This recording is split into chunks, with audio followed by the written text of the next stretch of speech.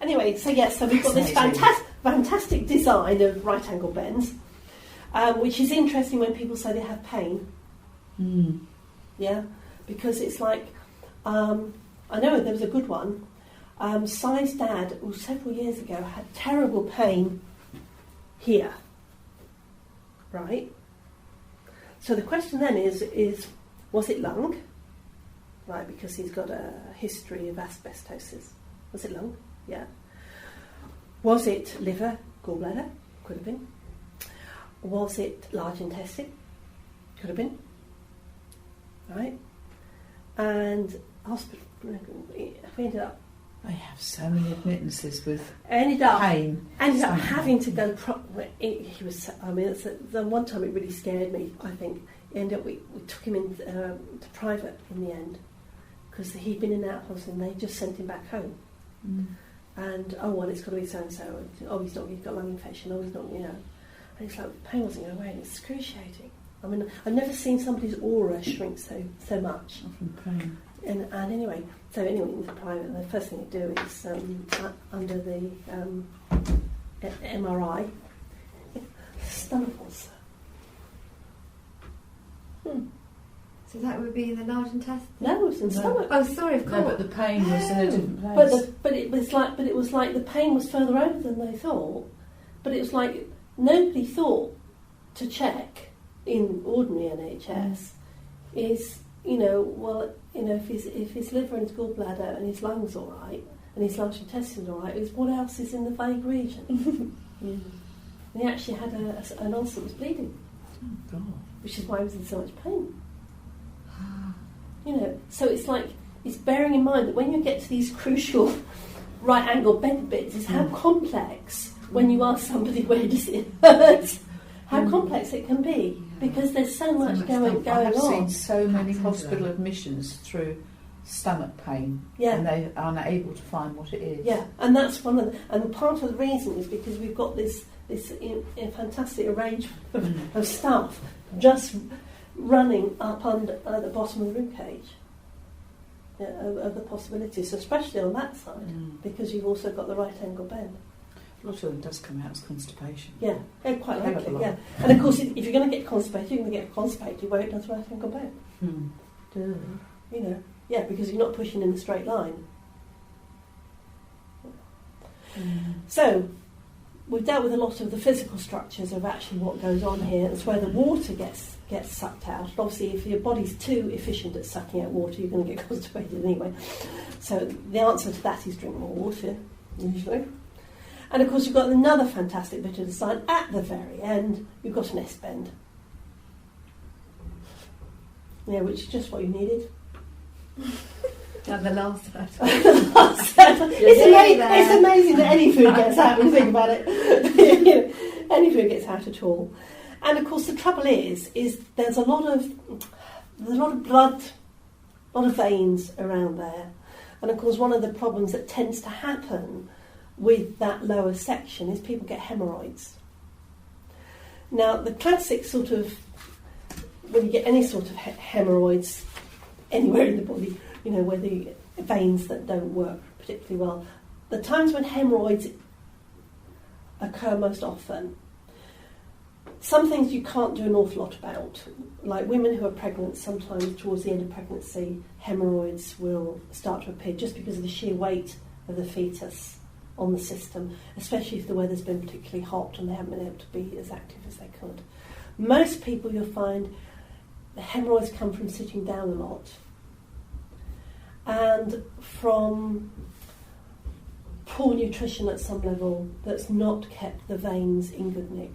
Because the veins themselves are little muscular, little jobbies anyway, and though their walls are very muscular, so if that's not actually holding together particularly well, then they're going to get a little bit sort of floppy, and that's when you're going to get the hemorrhoid, which is like a bit of the vein that's enlarged and become quite bulbous, and very painful. Very painful. Awful.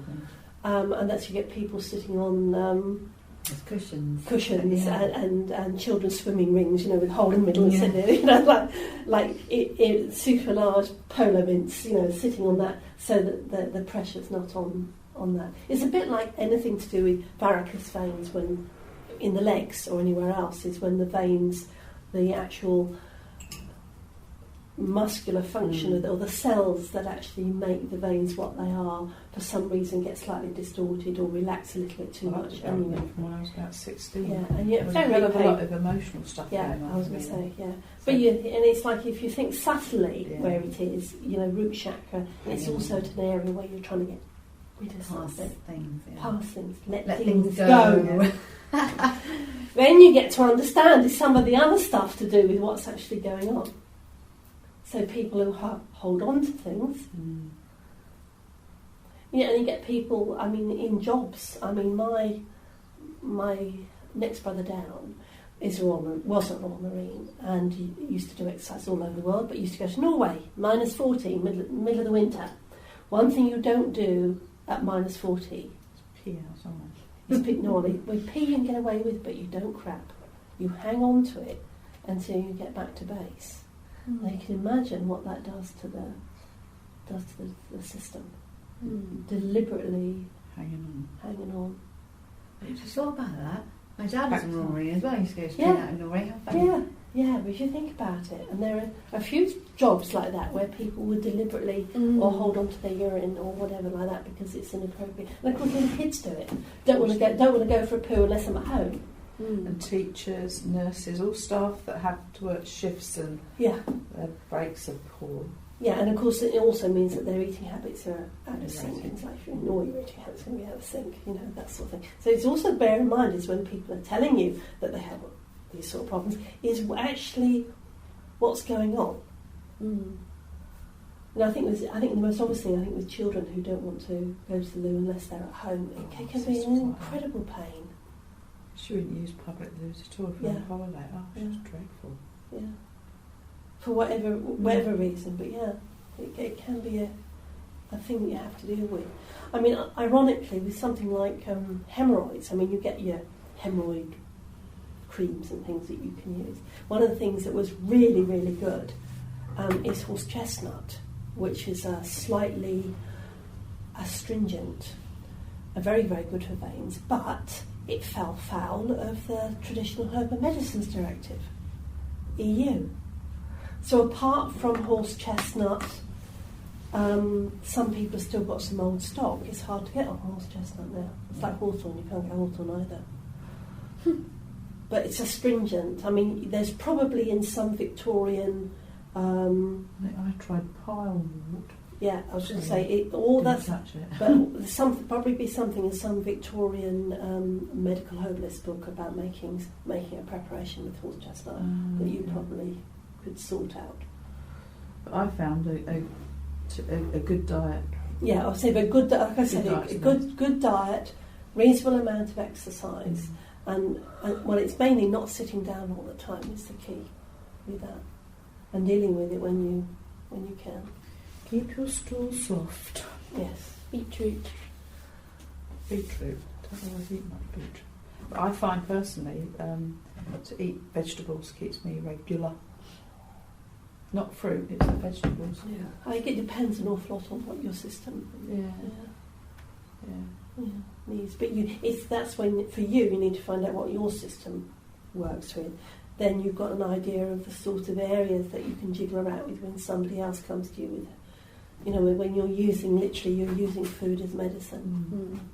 Which is about the only thing hopefully they're not going to stop us doing, because as sheer as hell, is the whole ability to do supplements, and that is going to, the herbal side, which has already got pretty much smashed, and it's like is how much, it's like, for example, when we come to the enzymes this afternoon, you can buy enzyme combinations, which if you know that you're particularly weak in something or somebody is, that you can probably...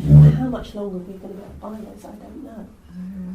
And it's like... and I'll talk about the lady with the starch and how we're actually turning that one around as well. And again, that's the times when that you've got to hit something on several layers at once. You can't just pitch in on one layer. You've got to pitch in on several layers to actually get a system working up again. So that's basically a run through on the mechanical aspects of the digestion. Have you got any queries on that? So giving you a better idea of actually, not that you're going to create a robot out of it, but you've got an idea about actually how the mechanics actually work and what happens when the mechanics go a bit wrong. Yeah. Because I think that's really, it's identifying those sorts of things. Can I just ask you, what a thing, the pale running through the middle of the large intestine and labelled as the Tenii coli, is it? Yeah. Is it a band of muscle or?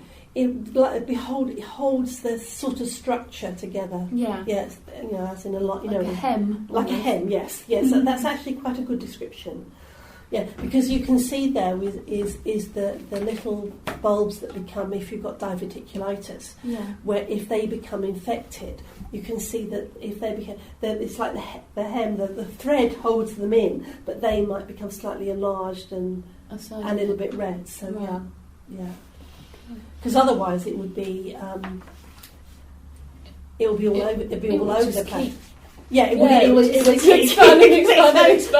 It's got to have something that limits its ability. Yeah. Right. Yeah. I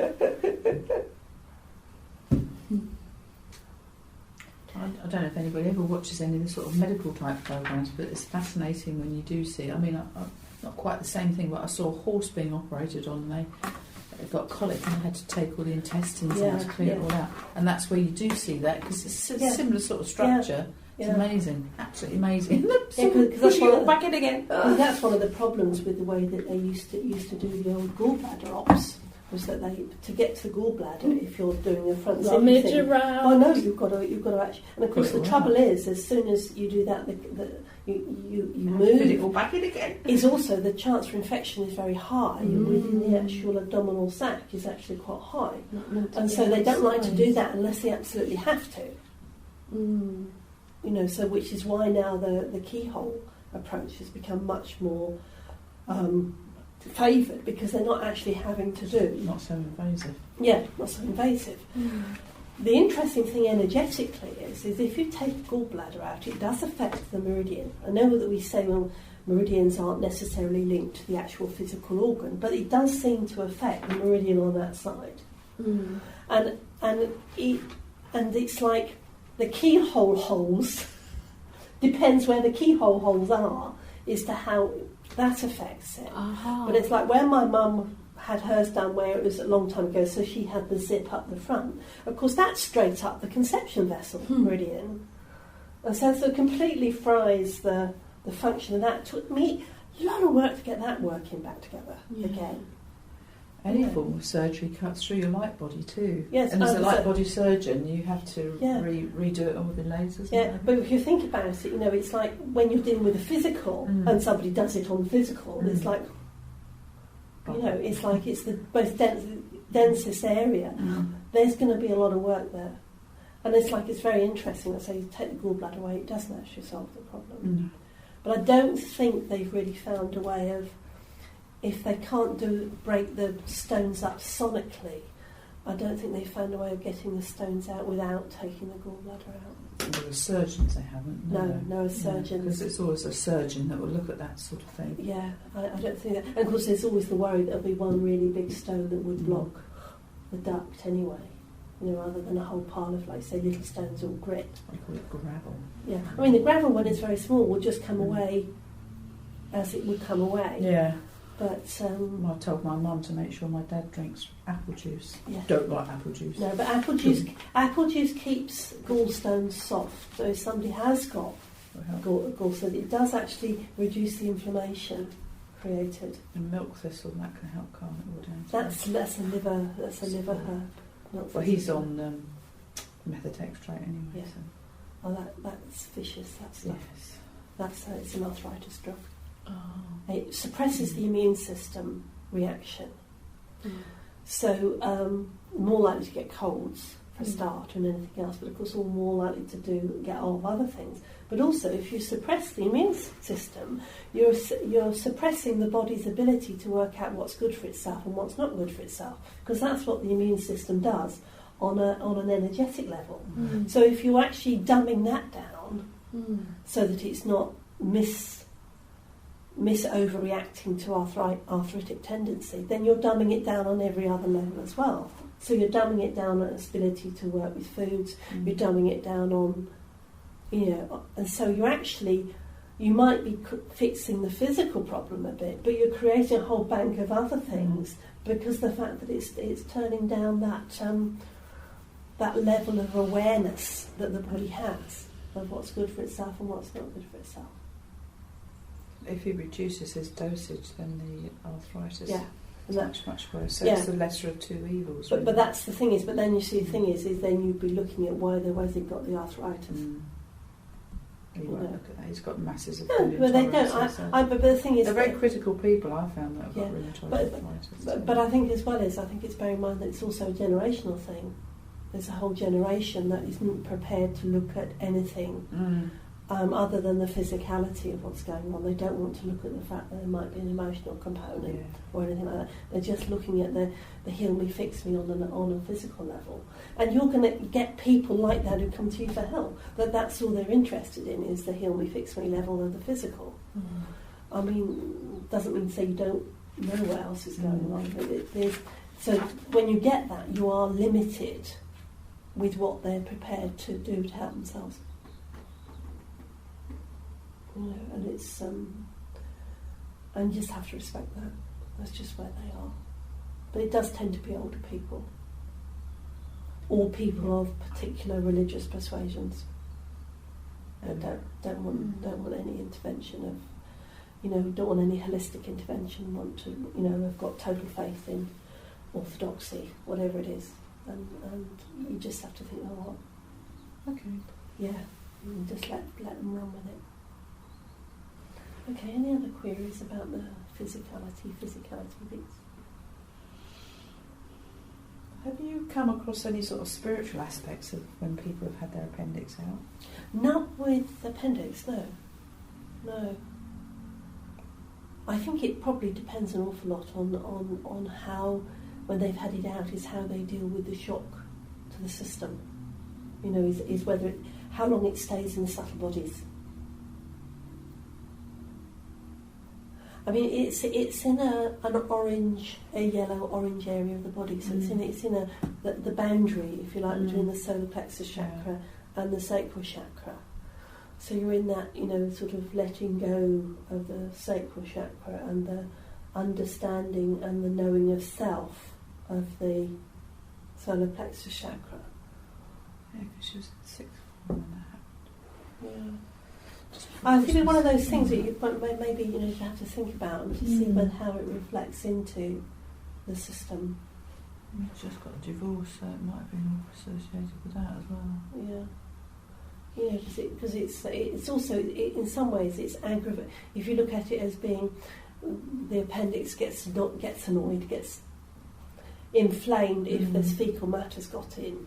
In other words, something that should have been let go of a long time ago has actually got in, and that has actually inflamed the situation. Then that could be done on many levels.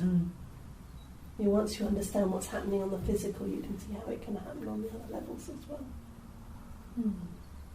And that may have resonance. It may be that her divorce should have happened a long time ago. Oh, my divorce, should have done. It should have happened a long time ago. Yeah. It takes a little while to... She actually said that some years later. You and Dad should have divorced a long time ago. Yeah. And that's when you get an idea of what's going on. Okay. So what we'll do is we'll call it a day for the morning. We'll have an hour's break.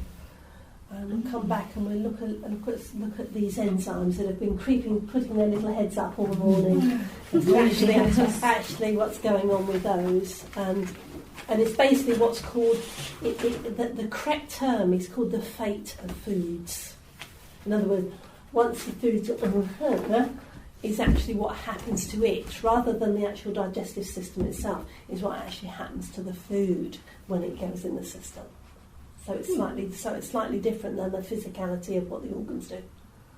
But it overlaps because you can't really separate it. Okay? Okay, so I'll have about an hour for lunch, so it's Lovely. 12:30 now, so back to 1:30.